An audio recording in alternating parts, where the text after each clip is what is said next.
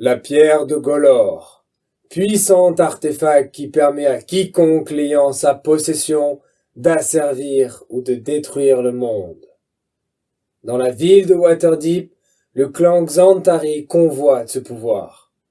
Nul ne sait où se trouve actuellement ce terrible artefact.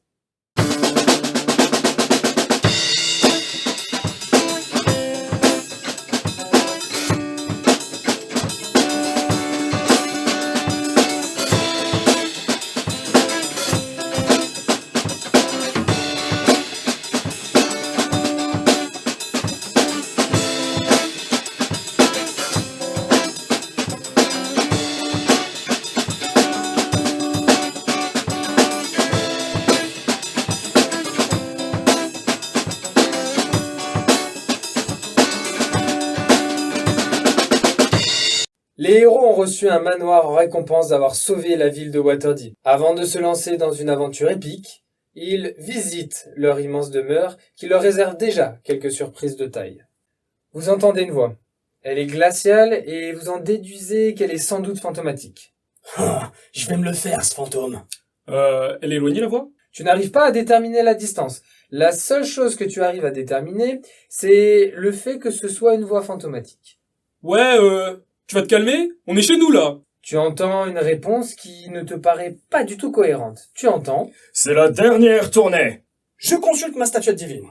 Essaye, vas-y. Alors, je fais une petite prière auprès de ma statuette pour lui demander comment puis-je terrasser un ennemi fantomatique. Si un spectre est dans cette maison, c'est qu'il n'a pas terminé sa mission. Et cette mission, si tu veux la résoudre et apaiser le spectre, tu dois la trouver. Je remercie la statuette de la manière que je dois le faire. Ensuite, je la range et j'informe Rosépé de la situation. Rosépé, écoute-moi. Le spectre. Ouais. C'est, à mon avis, l'ancien aubergiste. J'ai demandé à ma statuette et elle m'a révélé... Attends. Tu as parlé à ta statuette et elle t'a répondu? Ouais. En fait, quand je suis perdu et que je sais pas quoi faire, je me confie à elle Et et... elle te susurre des mots à l'oreille?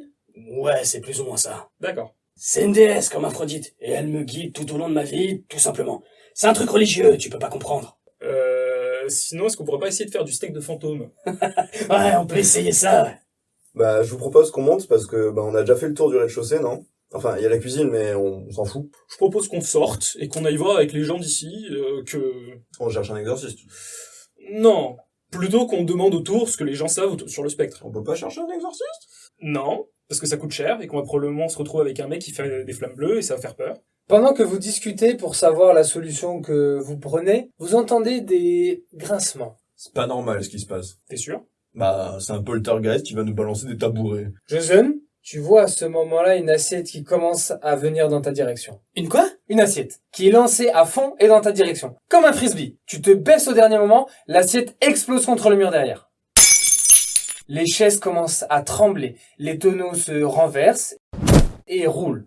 Que faites-vous? On sort. On sort. On sort. Au moment où vous dirigez vers la sortie, vous entendez... On ferme. Bon, et par contre, tu vas le fermer toi aussi, hein. Attends. Il dit, on ferme. Je réponds, on sort. Il réagit ou pas? Non.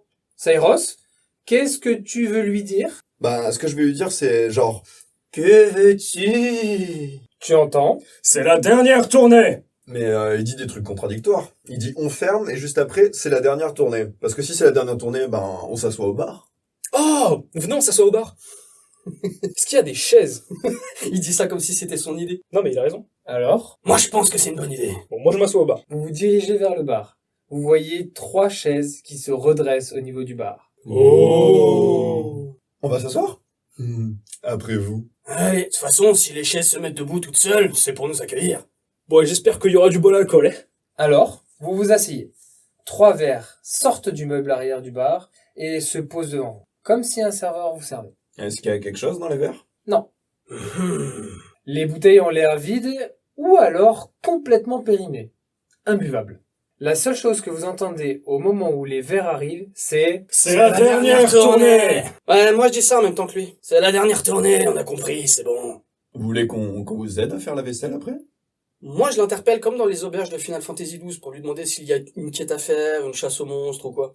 Tavernier, avant que tu fermes le bar, j'aimerais savoir, il y a une chasse aux monstres en ce moment? Une chasse est ouverte, t'as pas une petite quête pour nous, là? On est des aventuriers, nous! Ben, pendant qu'il dit ça, moi je fais semblant de boire ma poussière. Jason, tu n'entends aucune réponse. Bon, moi je vous propose, on boit la dernière tournée.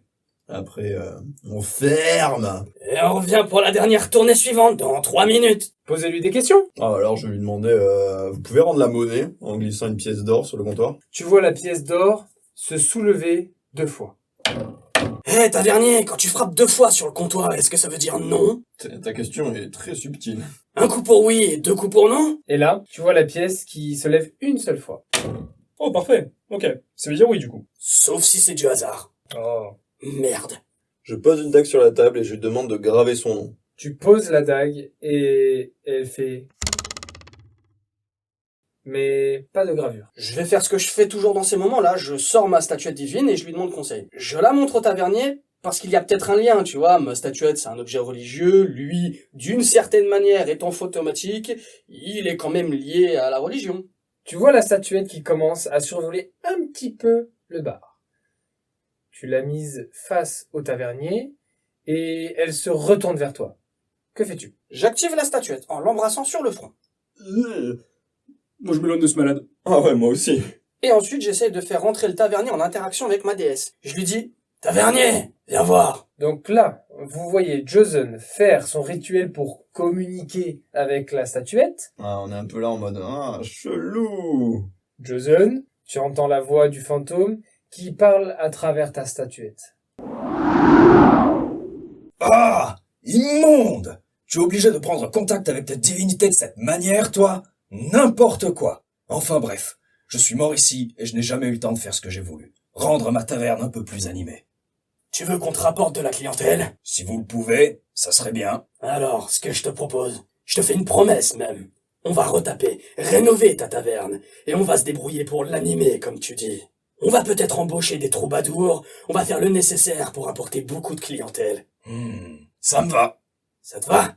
Marché conclu. Et j'essaye de lui serrer la main, là. Tu sens juste un courant d'air qui fait... Allez, marché conclu. Bon, les gars, j'ai pu entrer en communication avec le fantôme de l'aubergiste. Et en fait... Attends, comment t'as fait ça? Avec ma statuette, j'ai prié. Elle fait ça? Ouais, c'est un religieux, lui aussi. Je peux en avoir une? Attends, il croyait dans ta religion? Hein? Attends, vous êtes plusieurs? Ouais. C'est exactement ça, ouais. En fait, l'aubergiste, il croyait en la même déesse que moi. Non, absolument pas. Il croyait en aucun dieu. Mais ça, tu ne le sais pas. Chut! Oh, maître du jeu, ils étaient trop loin pour entendre. Et donc, il a accepté de se confier à moi, parce qu'avec le point commun qu'on a, ça a brisé la glace. Celui-là, de point commun, ouais. Et il m'a avoué que ce dont il aurait rêvé, c'était d'avoir de la clientèle et une auberge flamboyante. Alors j'ai passé un accord avec lui. On va retaper son auberge. On va tout remettre à neuf et... Attends. T'as pris une décision tout seul? Sans nous en parler? Ouais, j'ai un petit peu fait ça, ouais. Attendez les gars, avec qui il a parlé le fantôme? Avec vous ou avec moi? Bah, je sais pas, Eh ben voilà. À un moment donné, c'est à moi qu'il a accepté de parler, c'est tout. Maintenant, vous m'écoutez et... Et au moment où Jason vous raconte ça, vous voyez la pièce trembloter sur le bar et se lever d'un coup, et fortement. La pièce retourne directement dans la besace de Cyrus. Ok.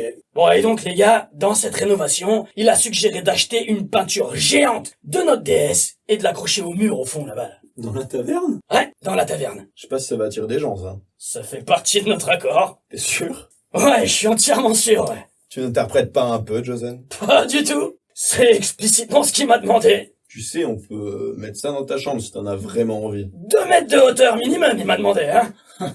Oh. Ouais. Là, il y a les verres qui commencent à s'agiter et à se chambouler dans tous les sens. Ouais, bon, on verra. Donc c'est tout ce qu'on a à faire? Vous allez devoir finir d'inspecter la maison, car il y a quelque chose d'autre à découvrir, qui semble faire très peur aux fantômes.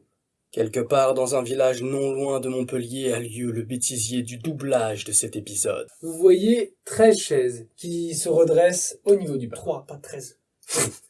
Vous voyez 3 chaises qui se redressent au niveau du bar. Oh. Ah, fallait que je fasse le... Vous voyez 3 chaises qui se redressent au niveau du bar. Oh. On a dit qu'on faisait le compte. Vous voyez 3 chaises qui se redressent au niveau du bar. Oh. Mais putain, mais il est nul. Concentre-toi! Vous vous dirigez vers le bar. Vous voyez 3 chaises qui se redressent au niveau du bar. Oh. 3 teubés.